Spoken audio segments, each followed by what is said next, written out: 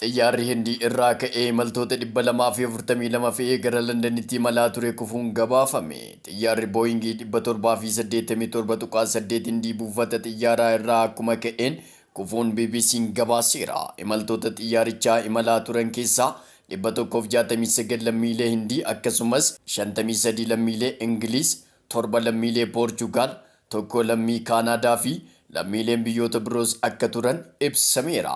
Miidhaan balichaan qaqqabee ilaalchisee odeeffannoon dabalataa hanga ammaatti hin ibsamne. Badhaasni Haacaaluu Hundeessaa marsaa arfaffaa waxabajjii 22 bara 2017 gaggeeffama.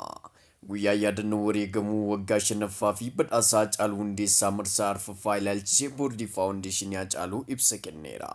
Faawundeeshinichi gosoota aartii 11 ol badhaasa kan kennu yoo ta'u sirboota 300 ol badhaasichaaf walitti qabeera jedhe boordichi. Hojiileen kunneen ogeeyyii fi abbootii murtiin kan calalaman ta'uun eerameera. Adeemsi filannoo parsantii 90 ogeeyyiin parsantii 10 ammoo uummataan kan ta'u boordichi ibsa kenneen himeera. Badhaasni umrii guutuu fi addaas ni jiraata jedhe boordichi.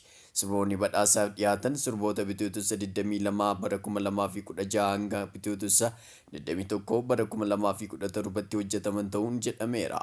Har'aa eegalee kaadhimamtoonni miidiyaalee hawaasummaa irratti waan dhiyaataniif uummanni sagalee akka kennu faawundeeshinichi waamicha dhiyeesseera. Taphataan sarara fuulduraa duraanii garee biyyaalessaa Itoophiyaa fi kilaba Qiddus Goorgis Mulgeetaa Kabbadaa addunyaa kanarraa du'aan boqotan. Injifataan urjii garee biyyaalessaa Itoophiyaa Mulgeetaa Kabbadaa dhibee isa mudateen yaalamaa turuun har'a addunyaa kanarraa du'aan boqoteera.